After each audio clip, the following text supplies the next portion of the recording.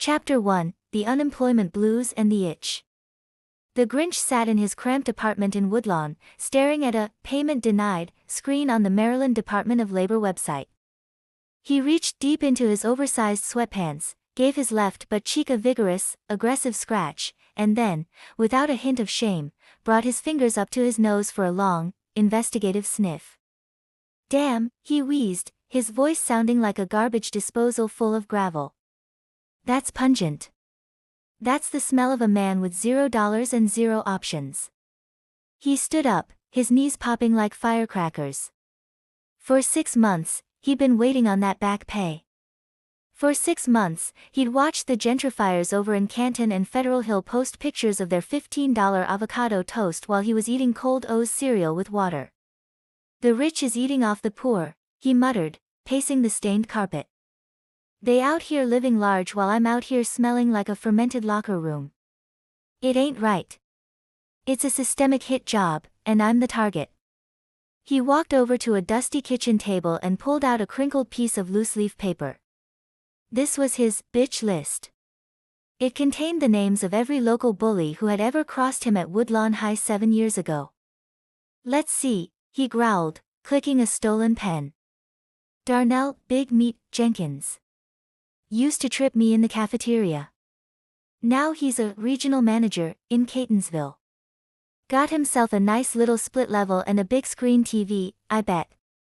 You first on the list, you oversized bag of milk." He felt a surge of adrenaline. He wasn't going for jewelry or heirlooms. He wanted the heavy hitters. He wanted the PS5s, the 75-inch OLEDs, the Rolexes, and the high-end tech that made people feel superior. He looked at his reflection in a cracked mirror. He looked terrible, but he felt like a god. "Merry Christmas, you thieving Baltimore bastards," he cackled, scratching his crack one more time for good luck. The Grinch is officially on the clock. Chapter 2, The Woodlawn Kickoff. The night air in Woodlawn was crisp, smelling of wet asphalt and diesel.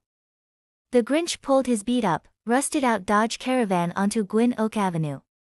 This van was a rolling biohazard, filled with empty chicken boxes and broken dreams, but tonight, it was a getaway vessel.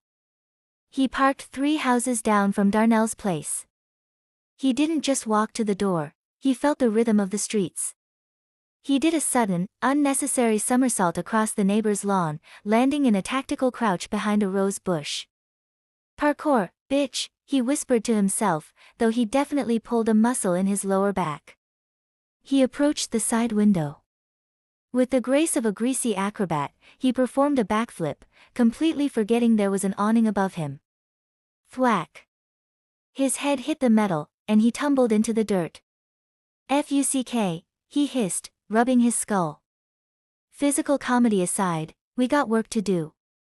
He jimmied the lock with a butter knife and slid inside. The house smelled like expensive candles and success. It made him want to vomit. There it was, a brand new PlayStation 5 glowing with a soft blue standby light. Beside it sat a 70-inch Sony Bravia. "Oh, you think you're better than me because you got 4K resolution, Darnell?" The Grinch whispered, unhooking the wires with frantic speed. He didn't just take the tech. He stopped by the fridge, took a massive bite out of a block of cheddar cheese, spat it back into the drawer, and then rubbed his sweaty palms all over the clean granite countertops. As he hauled the TV out the door, a teenager across the street was filming him on an iPhone. "Yo, is that a dude in a green mask stealing a TV?" the kid shouted. "Yo, look at this man. He just tripped over his own feet. This is going on the gram right now. Hashtag Baltimore Grinch hashtag Woodlawn Heist." The Grinch flipped the kid the bird, threw the TV into the back of the caravan, and sped off toward Catonsville. Chapter 3, The Catonsville Come Up. The Dodge Caravan groaned as the Grinch swerved onto Frederick Road, the suspension screaming under the weight of Darnell's 70-inch TV. His next target was Kevin, the kicker, Miller, a man who had made the Grinch's life a living hell in 11th grade gym class. Kevin now lived in a fancy-ass colonial near Rolling Road, probably feeling real secure behind his Ring doorbell. Security cameras are just mirrors for my greatness, the Grinch muttered, pulling a ski mask over his face, though it was backwards, so he had to frantically poke holes in the wool with his car keys. He hopped out of the van and performed a series of erratic, high-velocity cartwheels down the sidewalk. He wasn't even being quiet, he was grunting with every rotation. He reached Kevin's front porch and, instead of picking the lock, he decided to show off. He did a wall run off the garage, flipped into the air, and crashed through the second-story balcony door.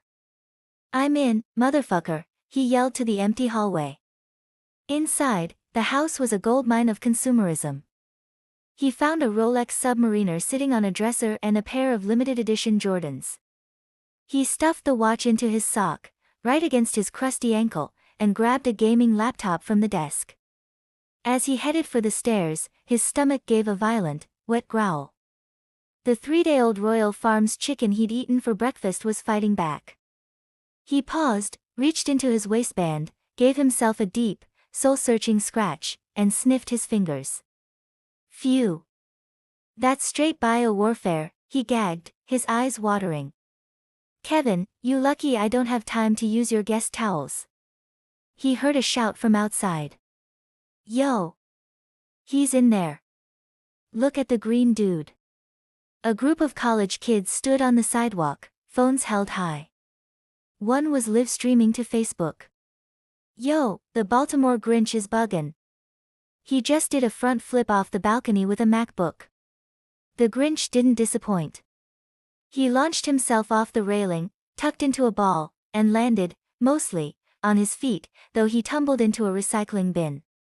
He scrambled out, flipped the bird to the cameras, and threw the loot into the van.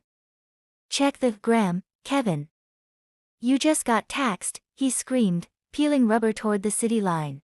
Chapter 4, The U-Haul Upgrade.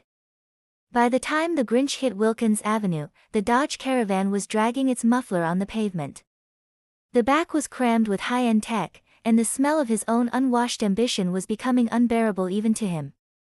"This tiny-ass van can't hold the weight of my vengeance," he growled. He pulled into a U-Haul rental spot on Washington Boulevard. The lot was quiet, but the Grinch didn't do quiet. He rolled out of the moving van, did a tactical dive behind a stack of propane tanks, and crawled toward a 15-foot box truck that had the keys dangling from the drop box. "Redistribution of wealth starts with transportation," he said, snapping the lock. He spent 20 minutes transferring the TVs, the PS5s, and the Rolexes from the caravan to the U-Haul. While he worked, he noticed a security guard watching him from a distance, holding a phone up. "Yo, you recording this?" the Grinch yelled, pausing to scratch his rear end vigorously through his leggings. He, then, shoved his hand in his face and inhaled deeply. "Make sure you get the scent of revolution. Post that on TikTok. #SmellTheJustice." The guard just stared, horrified, as the Grinch climbed into the cab of the U-Haul. "Next stop, South Baltimore," the Grinch cackled, slamming the truck into gear.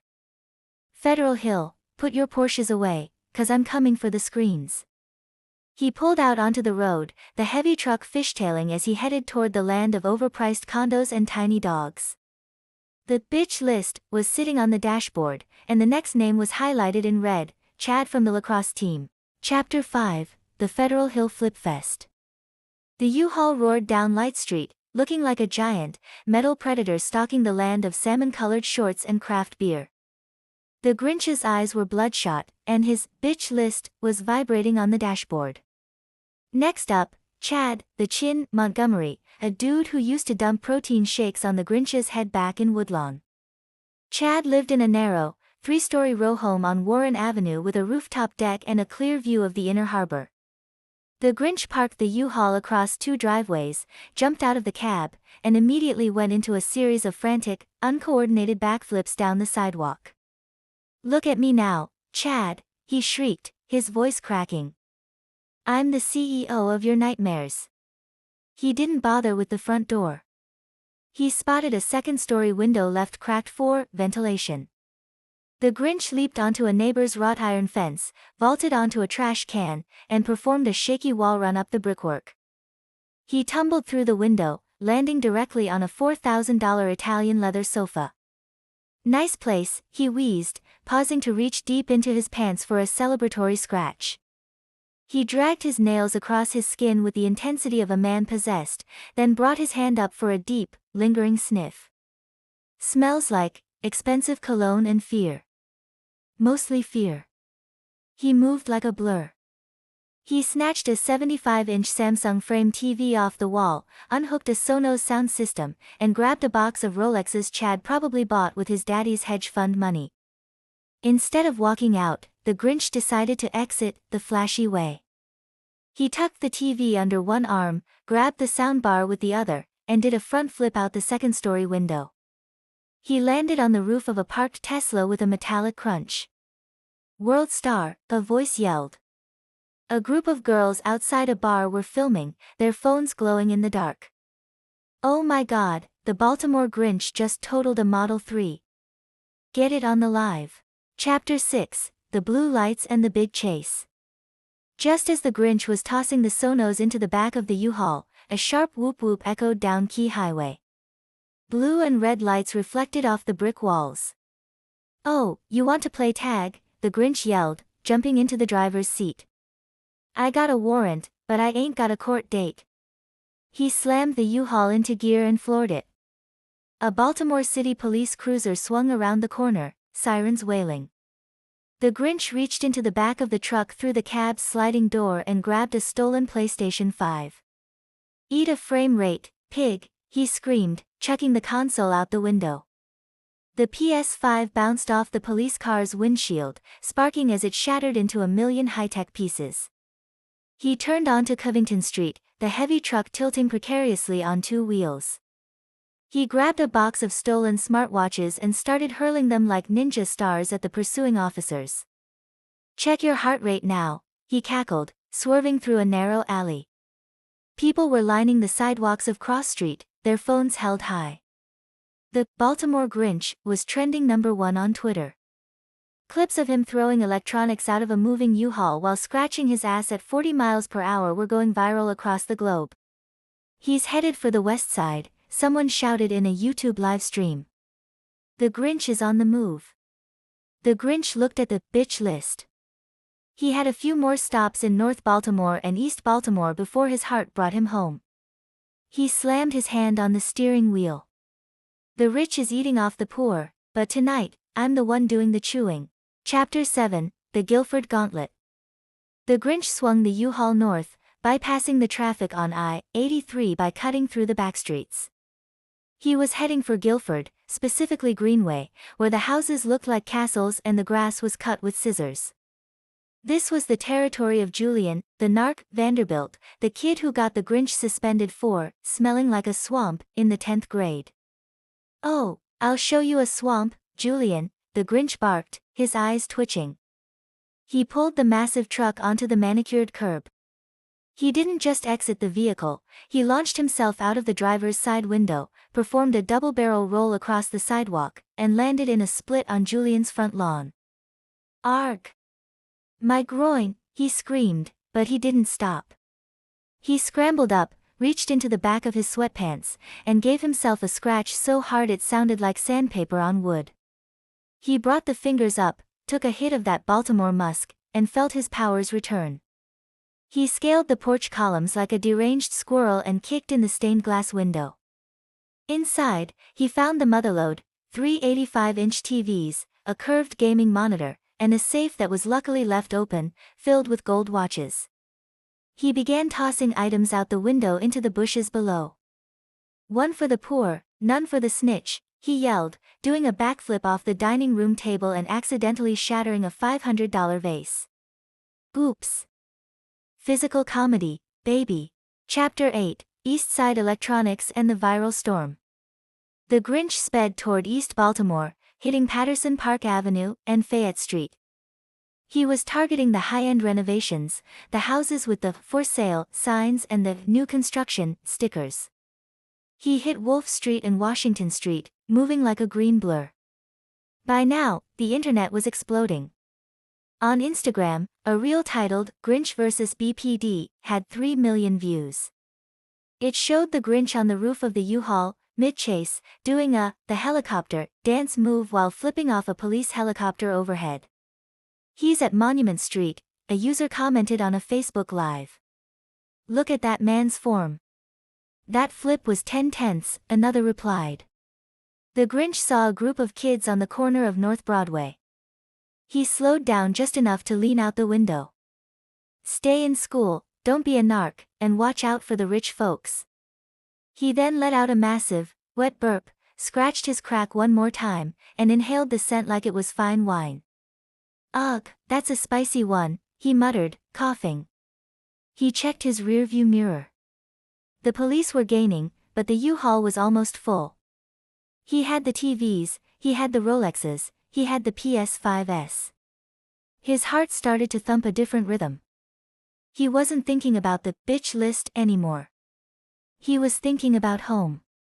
"Time to go to the Ridge," he whispered, a rare moment of seriousness crossing his face. Time to give back. Chapter 9, The Southwest Shift. The Grinch bypassed Martin Luther King Jr. Boulevard and veered toward the southwest. He hit Lombard Street, the U-Haul swaying like a drunk elephant. He was entering Carrollton Ridge, the neighborhood that raised him. The air changed. The fancy condos were gone, replaced by the grit and soul of the city. He looked at the electronics piled high in the back. He felt like a king.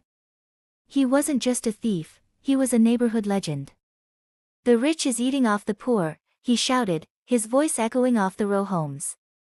"But tonight, the poor is getting dessert." He pulled onto Wilkes Avenue, heading deep into the heart of the Southwest. He knew every alley, every shortcut, and every person who had been struggling while the rest of the city looked the other way. He saw the police lights far behind him, but he didn't care. "I'm coming for you, Furrow Street," he roared. "The Grinch is home." He reached into his pants, gave his ass one last, legendary scratch for the road, and sniffed his fingers with a look of pure, unadulterated triumph.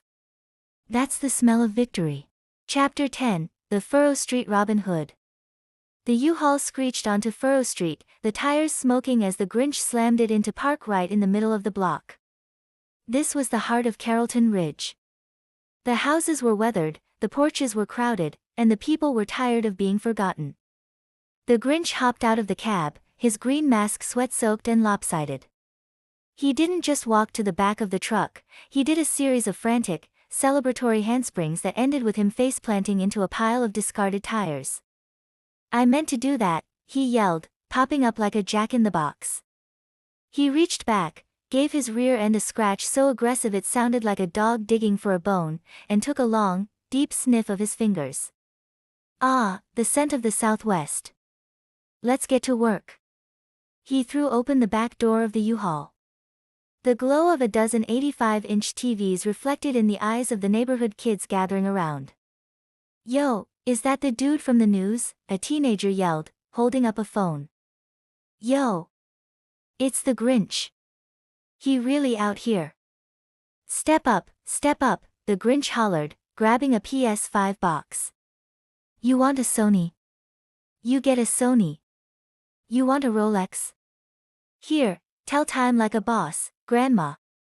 He began tossing high-end electronics onto the sidewalks of Furrow Street and Christian Street.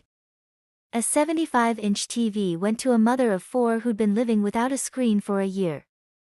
A gold watch went to the local barbershop owner. "The rich is eating off the poor," the Grinch screamed, his voice cracking with emotion and phlegm. "But tonight, Carrollton Ridge is eating the rich. Take it all. It's yours." Chapter 11, The Ridge Goes Viral. The scene on Furrow Street was pure chaos. People were recording on every platform imaginable. On TikTok, the Grinch redistribution dance was already a trend. On Facebook, elders were posting blurry photos of their new iPads with the caption, "God bless the green man." The Grinch was in his element. He was rolling over car hoods, flipping off porches, and handing out MacBook Pros like they were flyers for a nightclub. "Look at this," he shouted to a guy filming for a YouTube vlog. "I got a warrant in 3 counties, but I got a 100% approval rating in the Ridge." He paused for a second, feeling a sudden, sharp itch in the depths of his soul, and his boxers. He dropped to one knee, reached deep inside his pants, and went to town. The crowd cheered. He brought his hand up, inhaled the pungent aroma of his own triumph, and let out a warrior's cry. That's the smell of the streets, baby. Don't let M tell you it's a crime. It's a donation. But the sirens were getting louder. The blue lights were bouncing off the brick walls of McHenry Street. The Baltimore police weren't playing anymore. They had the block surrounded, and the helicopter overhead was pinning the Grinch in a spotlight. Time to go, the Grinch whispered to himself. He looked at the empty U-Haul. He had given it all away. Every TV, every watch, every piece of Chad's dignity. Listen up, he yelled to the crowd. The party ain't over. I'm just taking the tour on the road. He did a final, spectacular backflip off the bumper of the U-Haul, landed in a tactical roll, and disappeared into the dark alleys of Southwest Baltimore. Chapter 12, The Great Greyhound Escape. The Grinch moved through the shadows of Wilkes Avenue, dodging police cruisers like a phantom in cheap leggings. He had ditched the mask and put on a dusty, oversized hoodie he found in a donation bin. He looked like just another guy, except for the way he kept scratching his ass and sniffing his hand every 30 seconds. He made his way toward the downtown area, keeping his head low. He had one goal left. He slipped into the Greyhound station on Haynes Street, right near the stadium. The place was quiet, save for a few sleepy travelers and a security guard who was busy watching a video of The Grinch. Yo, this dude is a legend, the guard muttered, staring at the screen. The Grinch smirked, tucked his chin into his chest, and bought a one-way ticket with a crumpled $20 bill he'd found in Julian's house. He boarded the bus and took a seat in the very back row. As the engine roared to life and the bus began to pull out of the station, he looked out the window at the Baltimore skyline. He'd left his mark. He'd fed the ridge and humbled the bullies. He leaned his head against the glass, reached into his hoodie for one last, epic scratch, and took a deep, final sniff of the night. Philly, he whispered, a devious grin spreading across his face. He stood up in the aisle as the bus hit the highway, his voice booming over the roar of the engine. I hope you're ready, Philly. The Grinch is coming for your jaunts. The bus driver yelled for him to sit down, but the Grinch just did a celebratory middle finger salute and a seated back roll into his chair. The legend was just beginning. Chapter 13, The North Baltimore Nightmare. The Grinch had ditched the U-Haul temporarily to lay low in a trap house near North Avenue, but the itch for redistribution was stronger than the itch in his pants, and that was saying something. He sat on a milk crate, reaching deep into his waistband, giving his right cheek a scratch that sounded like a shovel hitting gravel. He brought his fingers up, inhaled the scent of 48-hour-old sweat and vengeance, and gagged slightly. Ugh, that's potent. That's top-shelf Baltimore funk, he muttered, his eyes watering. Time to hit the north side. Time to see my old friend Marcus. Marcus, the Mouth, Henderson lived in Roland Park, right off University Parkway.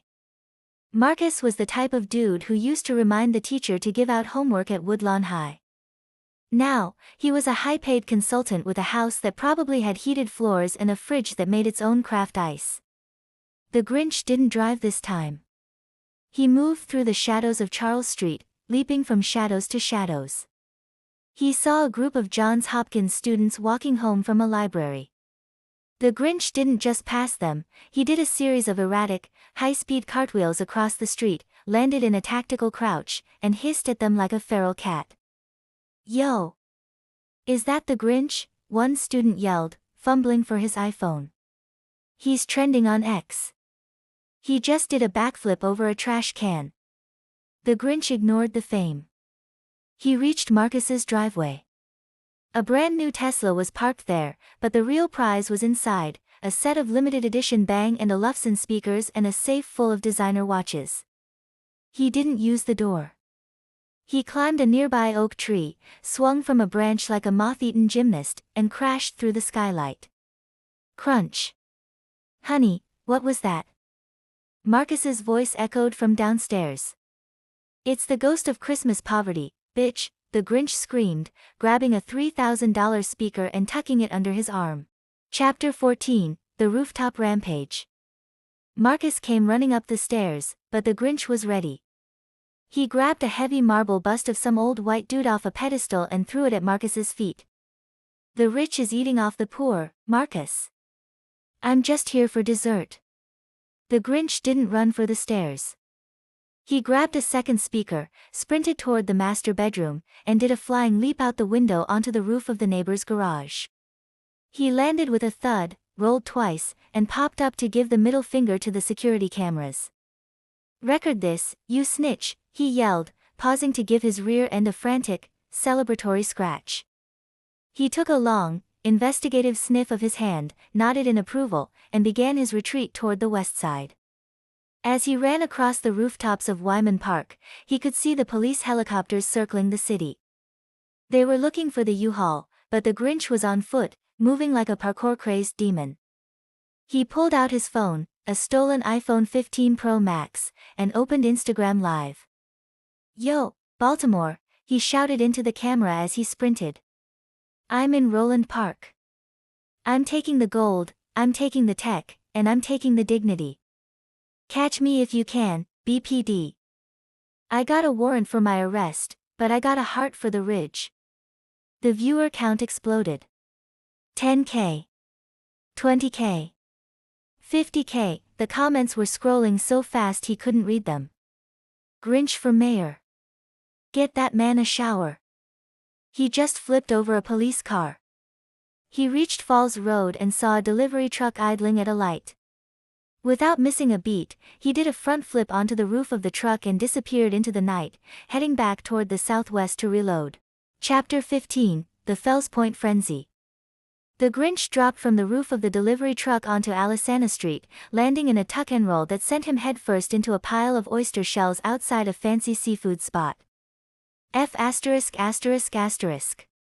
My shoulder, he shrieked, but the pain only fueled his petty rage. He was in Fells Point now, the land of cobblestones, $14 IPAs, and tech bros who moved here from Jersey. He looked at his bitch list. The name highlighted in neon yellow was Brad, the Brick Miller. Brad used to steal the Grinch's lunch money at Woodlawn. Now Brad was a data architect living in a luxury penthouse on Thames Street. The Grinch didn't just walk to the building. He saw a group of tourists taking photos of the harbor. He sprinted past them, did a series of frantic, wet-sounding handsprings across the cobblestones, and ended with a split right in front of a valet stand. "Welcome to the show, tourists," he barked. He reached into his sweatpants, gave his crack a scratch so deep it looked like he was trying to reach his own soul, and took a massive, aggressive sniff of his fingers. "That's the scent of the inner harbor at low tide, baby. Pure Baltimore." He scaled the side of Brad's building, using the brick decorative ledges like a ladder. He reached the penthouse balcony, did a backflip over the railing, and smashed through the sliding glass door. "Brad!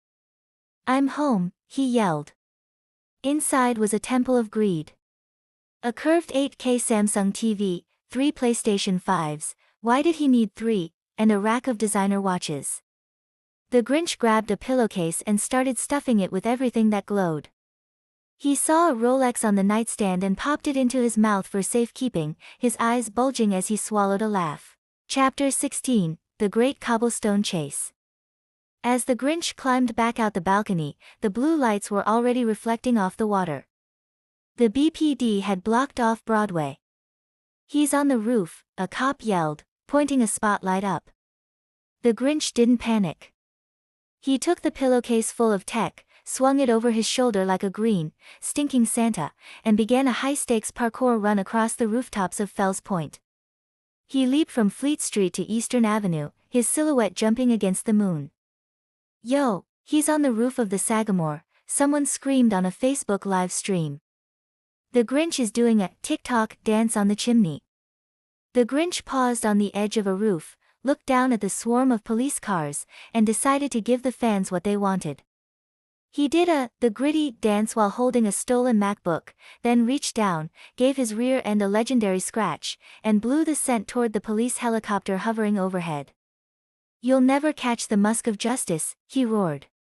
He launched himself off the roof into a giant dumpster filled with cardboard. He scrambled out, his green mask covered in grease, and sprinted toward Canton. He saw a woman filming him from her doorstep on O'Donnell Street. "Post that on YouTube, lady," he yelled, mid-somersault. "Tell the Grinch is taking the tax back to the Ridge." He ducked into an alleyway, dodging a lunging police officer with a perfectly timed dive roll. He had the loot, but the city was closing in. He needed to get back to the Southwest, but first, he had one more stop in Hampton to settle a score with a girl named Brittany who once called him unwashed in the 9th grade. "Unwashed?" he muttered, sniffing his hand again. "I'm seasoned, Brittany." There's a difference. Chapter 17, The Hampton Hound Hunt. The Grinch skipped into Hampton like a manic ballerina, his feet hitting the pavement of the avenue, 36th Street, with a heavy, rhythmic thud. He was looking for Brittany, the brat, Benson, the girl who'd told the entire 9th grade class that he smelled like damp basement and old ham. Old ham. "I'll show you cured meat, Brittany," he growled, pausing near a pink flamingo lawn ornament. He reached deep into his waistband, performed a scratch so violent his whole body shook, and then inhaled the result with the intensity of a man huffing nitro. "That's not ham. That's a Baltimore bouquet." He spotted Brittany's renovated row home on Falls Road. Through the window, he could see her influencer-ready living room, a Peloton, a PS5 Pro, and a massive big screen playing a loop of fireplace logs. Suddenly, a low growl echoed behind him. A BPD-K-9 unit had caught his trail. The German Shepherd wasn't even sniffing the ground, it had its nose in the air, tracking the visible cloud of musk trailing behind the Grinch. "Oh, you want a piece of the Grinch?" he yelled at the dog. He did a standing backflip onto a parked Subaru, then a front flip onto Brittany's porch. "Catch the scent, Fido." He smashed the window, snatched the PS5 Pro and a pair of high-end AirPods, and did a diving roll back out just as the cops rounded the corner. Chapter 18, The Grinch Cam Goes Viral. The chase moved toward Chestnut Avenue. The Grinch was outrunning the K-9 by sheer adrenaline and erratic movement. He wasn't just running, he was doing parkour off the marble, Baltimore stoops, jumping from one white step to the next without touching the sidewalk. "Yo! He's in Hampton. Look at him go," a group of hipsters outside a bar shouted, holding up their phones. The Grinch stopped for a split second, looked directly into a girl's Instagram live feed, gave his ass a quick, tactical scratch, and pointed the finger at the camera. "The rich is eating off the poor, but tonight, the Grinch is taking the leftovers. Subscribe for more." He then performed a series of rapid-fire cartwheels down the hill toward Union Avenue. The police were struggling. Every time they got close, the Grinch would throw something he'd taken, a stolen iPhone, a digital watch, to create a distraction. "Pick it up, y'all. It's tax-free," he screamed. He ducked behind the Hampton Water Tower, his heart racing. He looked at his bitch list. Only a few names left before he headed back to the Southwest for the final giveaway. But the police had a warrant out for his arrest, and every screen in the city, from the billboards at Penn Station to the phones in empty Vernon, was showing his green, sweaty face. "They want a show?" the Grinch whispered, wiping his nose with his sleeve. "I'll give the season finale." Chapter 19, The empty Vernon Masterpiece. The Grinch moved through the shadows of Cathedral Street, his green mask now stained with the grease of a dozen neighborhoods. He was in empty Vernon now, where the ceilings were 20 feet high and the residents looked like they'd never seen a struggle in their lives. He was hunting for Julian, the jeweler, Sterling, a guy who used to mock the Grinch's thrift store sneakers back in Woodlawn. "Let's see how you like the unemployment aesthetic, Julian," the Grinch hissed. He approached a towering brownstone near the Washington Monument. He didn't use the stairs, he performed a frantic, shaky wall run up a neighbor's stoop, grabbed a drainpipe, and swung himself onto Julian's second-floor balcony. He landed in a perfect split, crack, and let out a high-pitched whimper. "My hamstrings are screaming, but the revolution don't sleep." He reached into his leggings, gave himself a soul-shattering scratch, and sniffed his hand like he was testing a fine perfume. "Ah, that's the scent of old money and new fungus." He kicked in the glass and entered a room filled with high-end tech. He grabbed a limited edition PlayStation 5, Spider-Man, console and a handful of Rolexes from a jewelry tree. Chapter 20, The MLK Blockade. As the Grinch climbed back down the drainpipe, the sound of a dozen sirens began to harmonize. The BPD wasn't messing around anymore. They had set up a massive blockade on Martin Luther King Jr. Boulevard, cutting off his path back to the southwest. "He's headed for the highway," a voice boomed from a police helicopter overhead. The Grinch didn't flinch. He saw a delivery bike leaning against a wall on Monument Street. He hopped on, tucking the pillowcase of loot between his legs. He didn't just ride it, he popped a wheelie that lasted 3 blocks, weaving through the blue lights and screaming officers. "Yo, look at the Grinch on the bike," a guy shouted, filming for a YouTube vlog. "He just hopped the curb on Utah Street. This man is a GTA character." The Grinch reached the MLK blockade. Cops were standing behind their cruisers, guns drawn, but only with tasers. Nobody wanted to be the one who shot the viral Grinch on a live stream. "The rich is eating off the poor," the Grinch roared, pedaling at top speed. He didn't stop.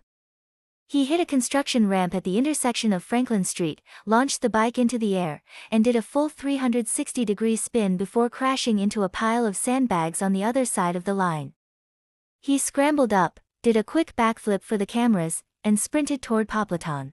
Chapter 21, The Pigtown Pivot. The Grinch was now in Pigtown, moving down Washington Boulevard.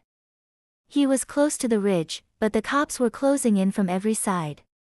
He ducked into a narrow alleyway behind Cross Street, his breath coming in ragged gasps. He took a moment to check his bitch list. Every name was crossed off. Darnell, Kevin, Chad, Julian, Brittany, all taxed. He looked at the electronics in his bag. The weight of the Rolexes and the PS5s felt like a trophy. "One more stop," he whispered, scratching his rear end with a look of pure focus. He sniffed his hand, it smelled like victory, exhaust fumes, and a serious need for medical-grade soap. Time to go to Carrollton Ridge. Time to give the people what they want. He saw an old, beat-up U-Haul idling outside a corner store on Main Street. The driver had hopped out to grab a soda. "Destiny," the Grinch cackled.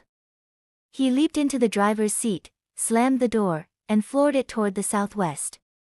The police cruisers were right behind him, but they couldn't stop the momentum of a man with nothing to lose and a very itchy butt.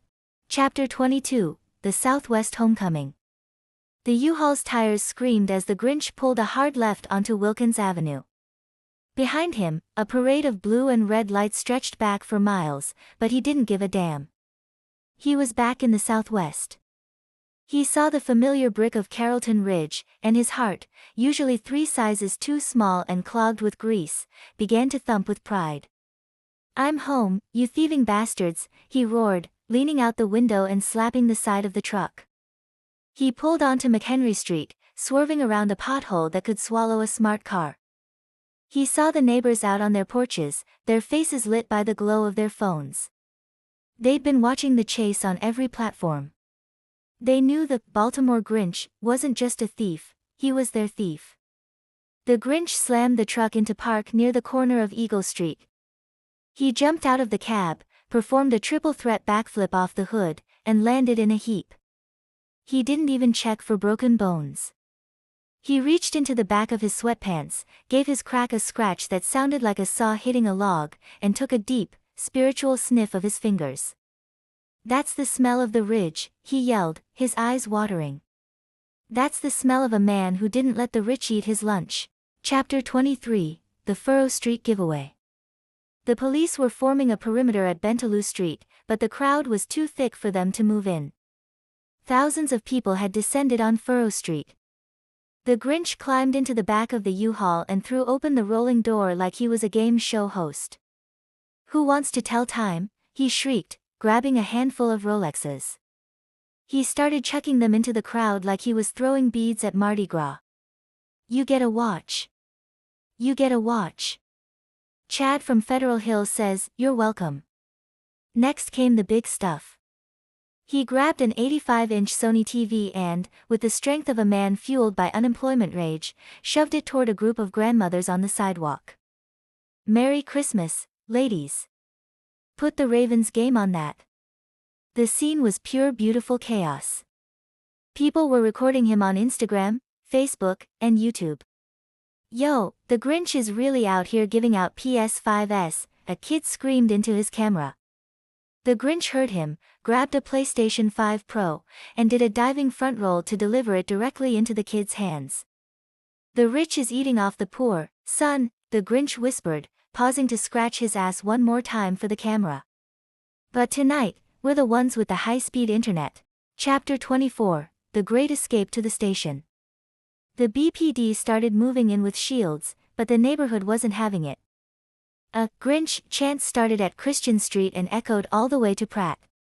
Under the cover of the crowd and the flashing phone lights, the Grinch slipped out of the back of the truck. He did a series of tactical rolls through a narrow alleyway, ditching the green mask. He pulled on a dusty, nondescript greyhound hoodie he'd stashed under a trash can. He looked like just another Baltimorean, tired, slightly sweaty, and scratching his backside like it was his full-time job. He moved through the shadows of South Monroe Street, his heart pounding. He had given it all away. The truck was empty, the bitch list was satisfied, and the Southwest was upgraded with more tech than a Silicon Valley office. Time to go, he muttered, sniffing his hand one last time for luck. Baltimore, you've been real. But I think I smell a cheesesteak. He made his way toward the Greyhound terminal on Haynes Street. He could hear the police helicopters still hovering over Carrollton Ridge, looking for a green man who no longer existed. He walked up to the counter, paid with a crumpled wad of cash, and took his ticket. Chapter 25, The Philly Farewell. The Grinch sat in the very back of the bus, staring out at the Baltimore skyline as the driver pulled out onto I-95 North. He reached into his hoodie, gave his rear end one final, legendary, 5-second scratch, and brought his hand to his face. He took a long, deep breath. It smelled like the Ridge. It smelled like victory. It smelled like a warrant for his arrest and a 10-year prison sentence if he ever came back. He smiled, showing every one of his crooked teeth. The bus crossed the city line, heading toward Pennsylvania. The Grinch stood up in the aisle, ignoring the "Please stay seated" sign. He looked at the other passengers, who were all staring at their phones, probably watching clips of him. He took a deep breath, his voice echoing through the bus like a thunderclap. I hope you're ready, Philly. The Baltimore Grinch is coming to tax your asses next. He did a celebratory seated backflip into his chair, let out a massive, foul-smelling burp, and closed his eyes. The rich were still eating, but the Grinch was coming for the kitchen.